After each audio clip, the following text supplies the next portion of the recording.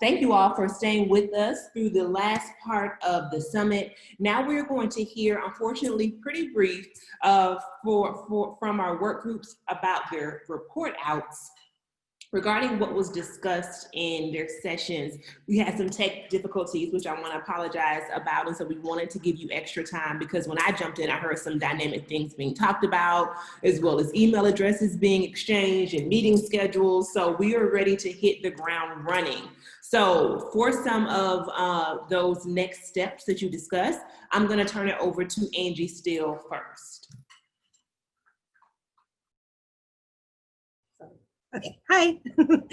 So we did have a wonderful discussion in our group. And it was interesting because we have both a lot of child welfare staff that are local who have been involved in the work, but we've also have some from Tennessee and outside of the area. So it's great to have the ability to learn from each other and really work off of each other's systems. So two of the areas of focus that we're going to go forward on is really building up the community organizations, community supports for families so that we can maintain kids in their home. People in Allegheny County know we have these family support centers in a lot of our neighborhoods around the county. Historically, the family support centers had services focused on 0 to 5. It's recently been expanded to youth of all ages. So that's an opportunity for us to really partner with our family support centers, grow their offerings, help them rebrand themselves, and get the word out in the communities that they exist and have supports for our families. With an emphasis on making sure that there's culturally responsive resources available. And then the other track that we are looking at is foster parent recruitment. And a lot of what we talked about is really having to take a look at what kind of trainings our foster parents are getting now, how to make it more consistent across the agencies, and really having a focus on equity, racial equity, ethnicity, immigration, SOGI, making sure that our foster parents and our staff have a good grounding in all of those areas. So I'm looking forward to it. Our next meeting will be October 8th. Thank you. Amazing. I like how you guys got really, really concrete with what's next. It's exactly what we wanted to hear. Okay, I'll shift it over to Amanda to share the education report out. Hi, thank you. It was also neat in our group to have some members from across the country and to hear from them. We talked about experiences with at-home learning, and not all negative. Some students seem to be doing quite well in the at-home environment or the hybrid environment. And I think for our next steps, we're working on an evaluation. We may have some funding to do an evaluation of the GwensGirls tutoring program in the future. And if not, we will still move forward in supporting any evaluation efforts for that innovative program as soon as we can. And in the near term, looking at the variation between the percentage of Black and Brown students in school districts and the type of remote learning offered. Apparently the AIU has released a document indicating what type of remote learning is available at different school districts. And so we'll look then at the correlation between, we'll have to make a quality indicator, which will be imperfect, but of the level of remote learning or in-person learning offered by the school districts, and then look at if there's shared variation with the amount of Black and Brown students in those districts. Our next meeting is going to be October 27th at 1 o'clock. Thanks, Amanda. Thank you. Okay, next we are shifting over to health and wellness, Brittany and Jose.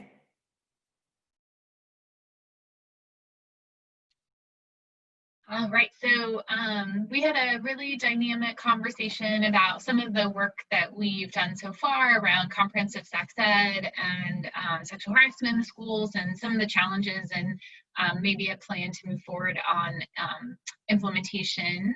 And then we also talked about just broadly, like, what do Black girls need in terms of health and wellness right now, and some great ideas around thinking about ways that schools and other spaces can do some more holistic healing, yoga practices, mindfulness practices, aromatherapy, some possible steps forward on that. Jose, do you want to add anything? Yeah, we just had, like Brady said, we had a lot of rich discussion. I think that we're going to find some really good projects moving in the future. I wish we had another hour so we can kind of dig into some more next steps today, because lots of great ideas around, as far as like healing and amplifying the girls' voices. But yeah. Thanks, Jose and Brittany. We are going to now shift to juvenile justice, Kim and Sarah.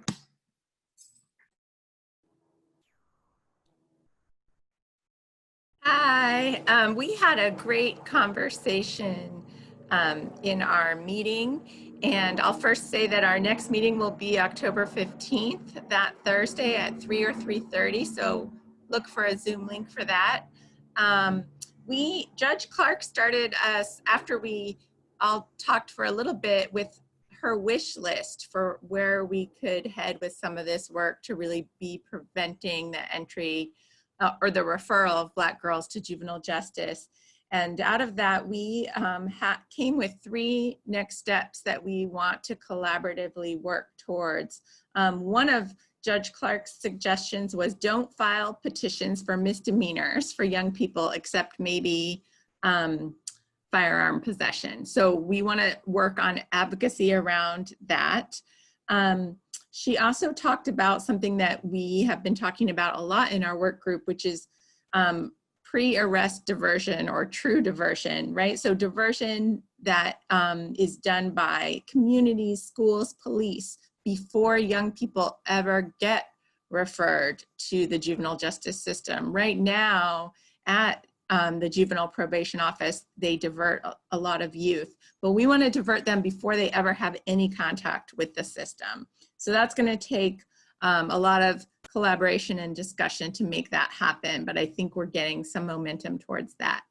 And then the third thing that we talked about in the group is more trauma and de-escalation training for everyone who works with young people, for teachers, police, anyone else who has contact with young people, so that, again, situations, instead of getting ramped up, can be escalated down. People can understand how to engage in trauma-informed ways and help young people without referring to law enforcement and juvenile justice.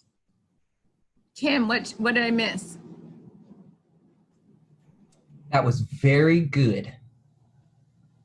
You did well. That's it. That's it in a nutshell. That's it. We have one more thing that was inside of our recommendations that was mentioned earlier today.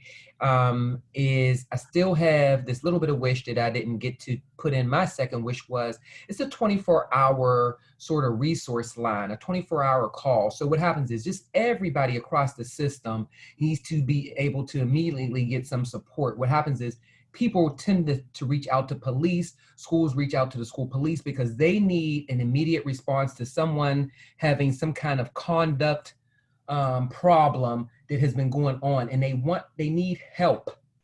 That ultimately becomes it. So I'm looking to have at some point, and it's just a wish list, a very quick help, some kind of help line that they really reach out to, and they can actually talk to a human being, and they sort of assess the problem just in a very short amount of time. Further help will come later, maybe in 24 hours, and that immediate call gets you to somebody who can say, hey, you don't have to call the police. Hey, you don't have to do this. You don't do that. Let's do this instead. Because what happens is, in our minute of crisis, we fail. We can't think. We can't figure it out, and we're frustrated and overwhelmed. And the third time you're spit on, the fifth time you're cussed at, you're just like, I need help. So I'm just trying to, I really feel like I need help with a 24-hour type of line thing. So just my little wish that, nobody really knew about. That's good, Kim. To really figure out how we can provide those real-time resources in the middle of a crisis. Mm-hmm. Yeah, I love it.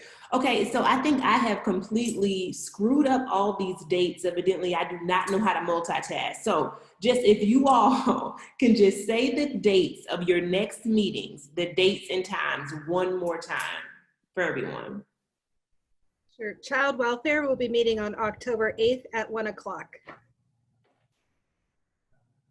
Juvenile justice is Thursday, October 15th, and it'll be at 3 o'clock or 3:30. Education is October 27th at 1 o'clock. Ours is TBA. That's my bad, y'all. Brittany. I thought we were gonna do the thing we did before where they were rotating days, so I know. we'll send something out. Okay, so before we transition into Kathy to close out this summit, I just want to thank you all again for just being thought partners in this space. I heard someone from Tennessee, I heard someone's voice from California. People really from all over the country have come together around a common cause, and that is She Matters, protecting and uplifting the well-being of Black girls. And so if our work group leaders can just lead us out with a thought about specifically cross-system collaborations, because again, this does not happen everywhere. And I just want to make sure that everybody in the audience has some advice about where to get started. Share your thoughts and first steps around cross-systems collaborations.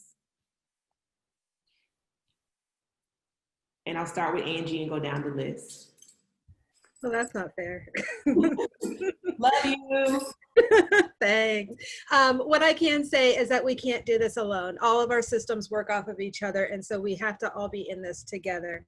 And I'm pleased and very thankful that I have had the cross-systems collaborations I've had with all the work groups here and going out into our community. So I think first steps are just getting to know each other, getting a mutual understanding, and then working from there. Thank you, Angie. Amanda?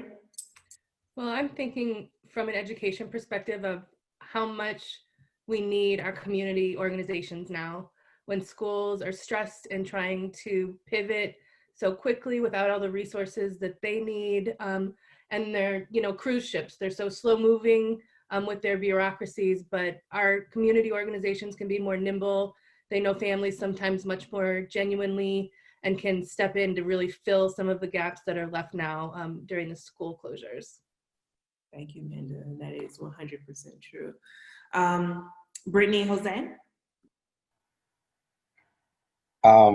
I'd say just in my work, relationship building has been such like a central piece. And I think that's really important when we look at these different systems and how do we build these relationships? How do we make them substantial? How do we make them sustainable?